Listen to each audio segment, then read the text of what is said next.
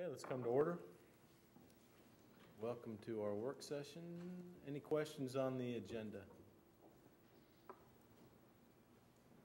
Consent agenda?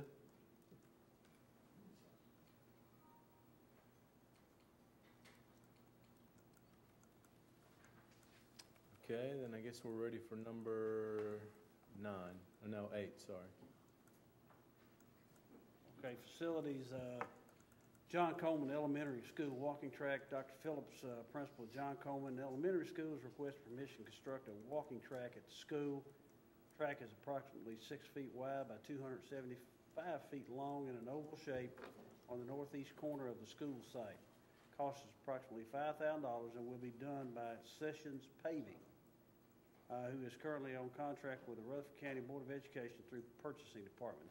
Funds for the project are coming from a grant through Lowe's Toolbox for Education, and obviously we'll recommend that you approve the walking track at John Coleman. Any discussion on that? Now, how much action does Lowe's Toolbox do for us in the county? That's a really neat program. Yeah, it is, and actually, I don't know the answer to that, but I will say that Home Depot, it hadn't been too long ago, they did $10,000 worth of work at Laverne High School for band facilities. So it's pretty neat that those folks get involved in that capacity. But I don't know. Does anybody know the answer to Mr. Tackett's question? Jeff, do you know what Lowe's Toolbox, what kind of money they contributed? Try to find out. Yeah, it'd be interesting to know. I'm just more curious than anything else, just to see how common that kind of thing has been. In things that have come to board for approval,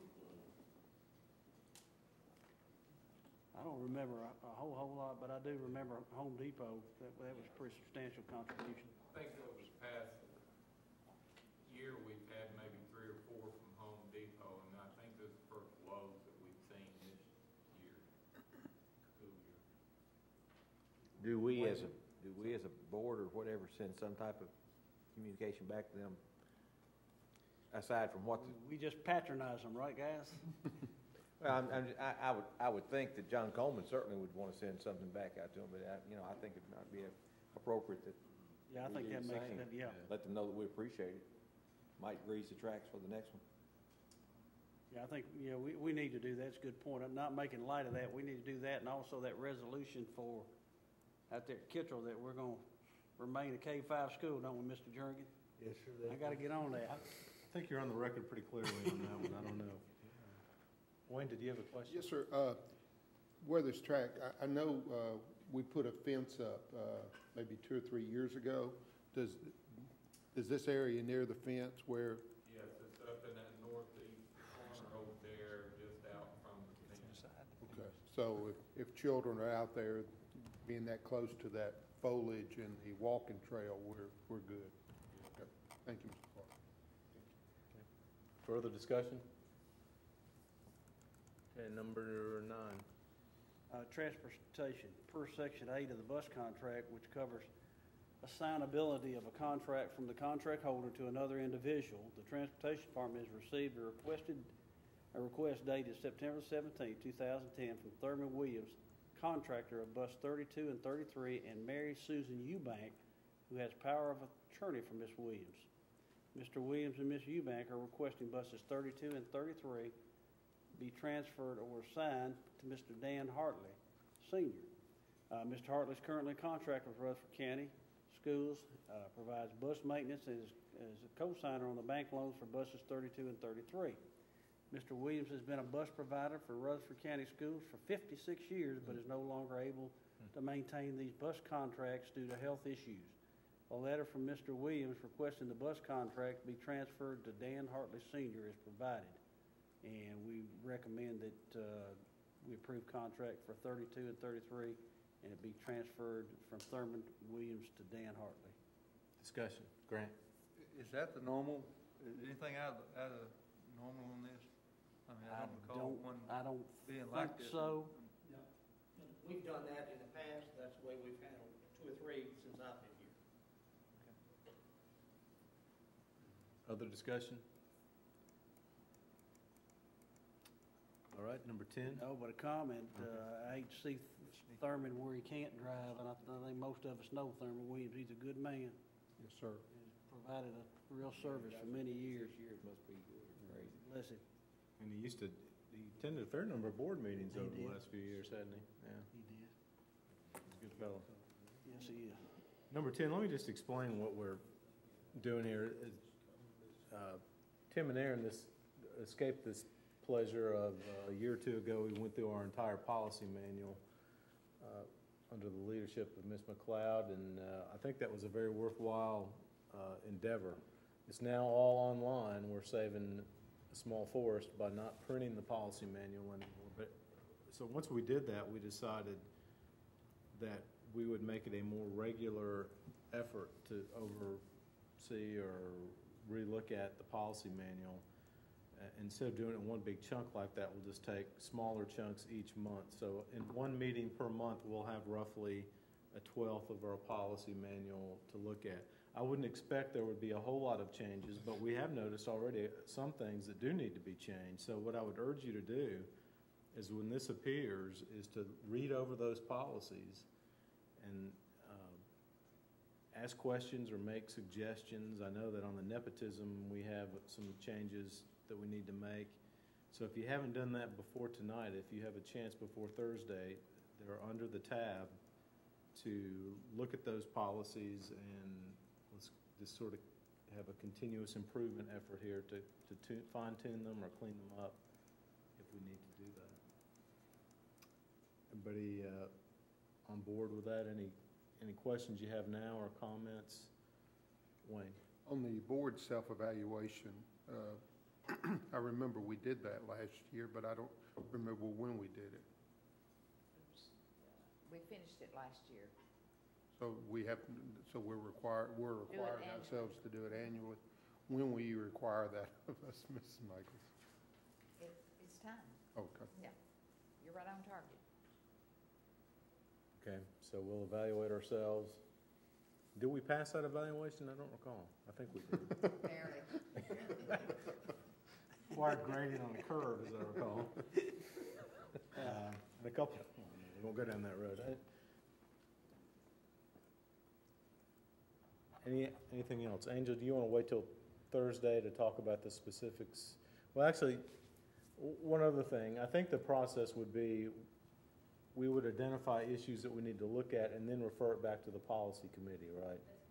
And then it would come back to us, which it seems a tad convoluted, but policy does start officially in our policy committee, and Joyce has attached or included the names of this year's policy committee members somewhere on here.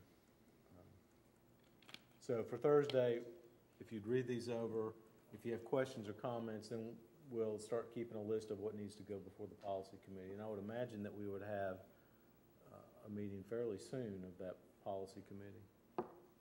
So anybody have anything tonight, or you want to save that for Thursday? We want to be a little bit aware of time here, because Mr. Gill needs to be at Health and Ed at no later than 5:30. But if you have anything tonight, we'll be glad to discuss it. Not hearing anything, I think we're ready for 11. Explore joint meetings of the Rutherford County Board of Education and the Murfreesboro City Board of Education. The Rutherford County Board of Education will contact the Murfreesboro City Board of Education for the purpose of setting a regular meeting schedule proposed quarterly, including members, proposed two of both boards. It is extremely important that both boards recognize that we share many common goals and serve many of the same students and families. The joint meeting would allow us to share ideas and make plans for both boards that would allow us to better serve our students. The joint committee would have no voting power and no ability to commit either board to any decisions made, and recommend that we do that. Discussion. Tim, do you want to say anything about this? This was your baby. Well, I've had some informal talk with a couple of members there, and I know that there's been explored in the past, even or discussion, or people ask a lot of times why we have two systems rather than one, and I recognize it's the city's choice to have theirs, and they certainly may do that, and that there's no desire here to try to ruffle those feathers in any way, shape, form, or fashion. But to me, it seems like things like school calendars, a lot of times we were talking about Bill Daggett, the guy that we heard last Thursday night. if we could get him to come in to around, why would we not want to include both systems in that, maybe share some of that cost? I mean, I just think there's a lot of things that we could do. I know that there were some issues with sixth grade this year that we all were trying to figure out how to plan, and if we could kind of discuss that in some fashion, maybe we could find a way to better plan for them and for us, so they don't end up with empty classrooms, we don't end up with too many. I just think there's a lot of things. I hope that they would be receptive. I don't want to put them in a situation where if they chose not to do it, they would look bad, but at the same time, this was one of the things that people asked me about when I campaigned. I think it's very important that we find some way to have a line of communication with them. Wayne? This is a huge step forward. I think so many of us have reached out to build some relationships with the city board, and to have, if this comes to fruition, after all these years of really not having any collaboration, and then having this opportunity, because collaboration has certainly been a key to our mission in our system. So I certainly pray that this happens and that we can develop a line of communication and certainly a line of cooperation. Further discussion?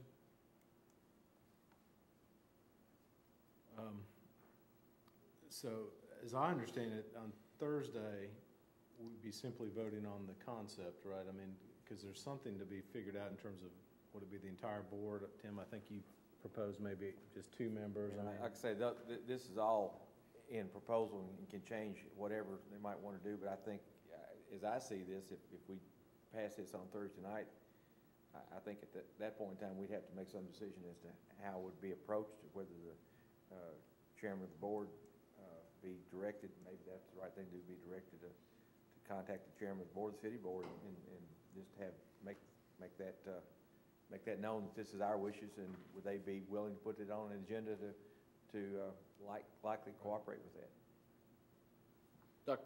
Dr. Burns, would that be your preference to be the individual contacting and leading this, or would you want to? I'd be glad to do that, but I don't. If that's the case, then I'd like to see that in the recommended approval motion. Just to clear that up, that that the board chairman contact the Murfreesboro City School Board, just so we know exactly how that's going to happen, and report back to us in a 30-day time period or something. Okay. Well, then Thursday we'll need to amend that motion, but Tim's shaking his head, or nodding his head, so I think he's probably okay with that. Wayne? If 2 of our board members met with 2 of their board members, is that a public, open meeting, Jeff? I think you'd want to make it public. Okay. I mean, even though they're not deliberating, it'd still be an announcement. Yeah. Okay. Okay. So we would also just think about between now and Thursday, would we want to limit it to 2, or would we say anybody from either board who wanted to participate could participate? I mean, I hate to cut anybody out. Well, and who else, what other officials would need to be involved in that as well? Do we include the 2 directors? Do we include any other officials? I think the directors would certainly be invited. Donald? Well, we're talking about an initial meeting, we're talking about setting up some framework, hopefully to lead to something else. I think, from my point of view, it's a lot easier to get 2 people to agree to something than it is 4 or 5. So I think the initial meeting would be better with the 2 board chairmen, if that's who they selected. And then hopefully it would grow from that. Okay. Well, no, that seems like a wise statement. I mean, it's just scheduling. Hard enough to get a schedule for the 7 of us. Imagine trying to do 14.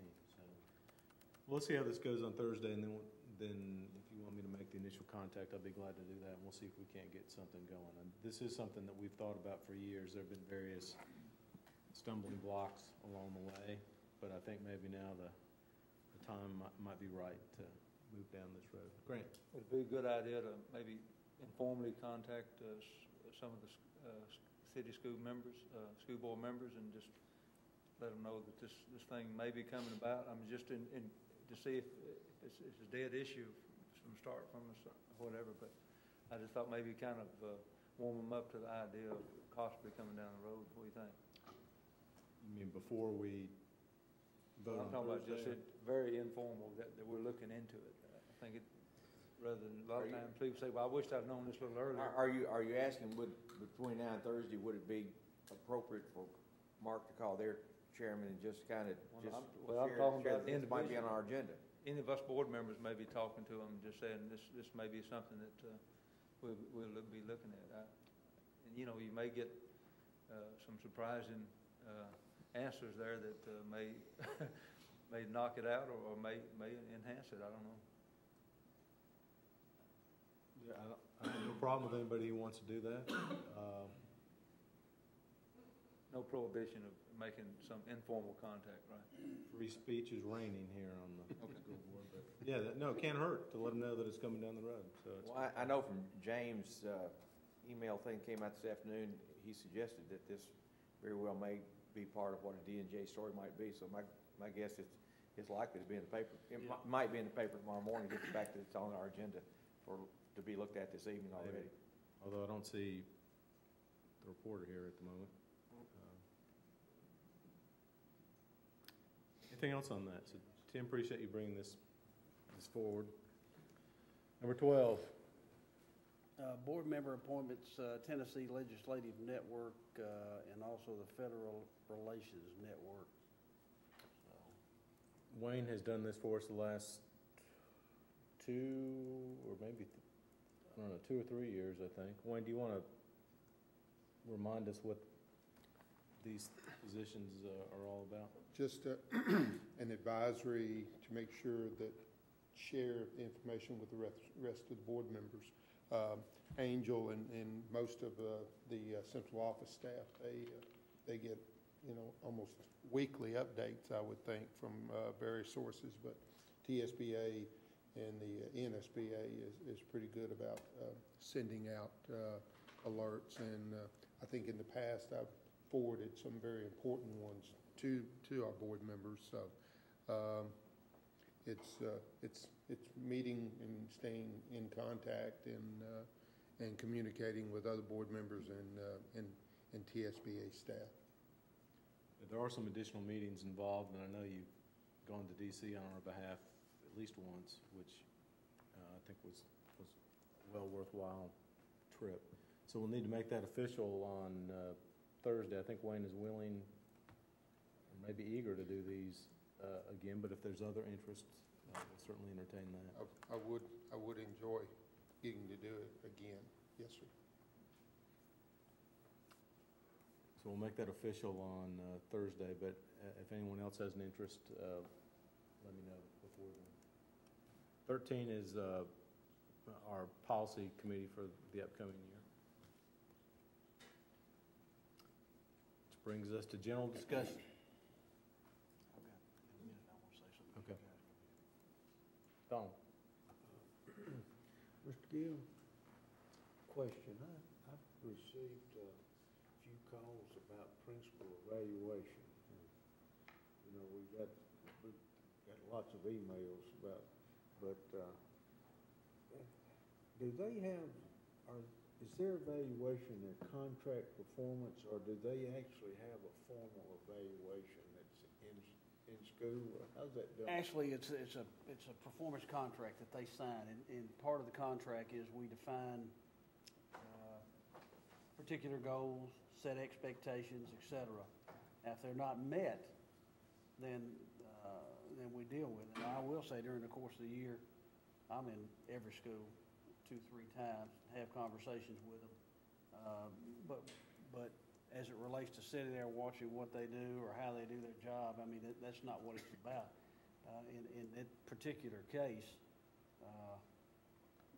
the proof's in the pudding, so to speak. When the report card comes out, you know, it's measurable whether they did or didn't make those contracts. You know, a big part of their performance objective is academic performance. So they're in the performance contract, would there be an area of professionalism and this type of thing, or would it simply? There is. Actually, that's defined in the policy manual, role of a principal, but there are about 48 separate items that are listed, some of which is professionalism. And then the separate thing is we set objectives and goals that are more specific than that. But I mean, obviously, that's expected. I didn't know how to answer specifically, and just wanted. But you know, we occasionally, that's a fair question, Mr. Jernigan, we occasionally get, there's a process in place for parents or anyone else to file a complaint against principals, and we research that pretty thoroughly, if in fact there is a complaint. So there are mechanisms in place or avenues in place for parents or anyone else to challenge what goes on in place. I personally don't get too many calls on principal professionalism, but occasionally you will too, you know. But I mean, I think we got the bases covered there, I hope. Tom, sure, go ahead. Dress code is something that always is in the back of people's mind, and something that has come up several times this fall, and I don't know why, is the movement of students from the middle school to the high school, and the middle school having a pretty uniform dress code across, and the high schools not having a uniform dress code, and that has been addressed, been called to my attention several times. And I've answered that, right or wrong, that each school in high school has searching for its own identity. They operate a little more independently than the middle schools do. Yes. Middle schools are heading toward, but if you have some wisdom to pass on to me that I might answer these calls a little better, I would appreciate it. Well, any wisdom I have, I'll be happy to impart that way. You're right. You did a tremendous job explaining. The middle schools, you know, they have a lot of latitude with respect to what they do. And the middle schools, as Mr. Odenmeyer was talking about the other day, we've broken them into, the principals into groups. And they get together and they talk about many things, including curriculum, including dress, including test scores, blah, blah, blah. The middle schools have, in fact, decided during the span of the last 5, 6, 7 years that they'd have a tuck rule where kids do tuck their shirt in. They're a little more strict than the high schools. Now, I've had discussions with the high school principals before about carrying on that tradition, and surprisingly, they don't find it as important as the middle school principals. Tucked shirts, I mean, they don't want them sagging. We have also in our handbook that you don't wear, you know, clothing that would advocate drug use, which would include alcohol, tobacco use, what else, Angel? Gang affiliations, etc. But it's never been as big a deal to the high school principals for some reason that kids tuck their shirts in and those kind of deals. And I think it's until such time as the board decides they want to have a standardized dress code, I don't personally think it's my place to say, okay, all of us are going to do this. You know, I think they ought to have some autonomy in how they do it. But there is a change, yes, sir. Tim, you have anything to add to that? No, I think he said it about right, and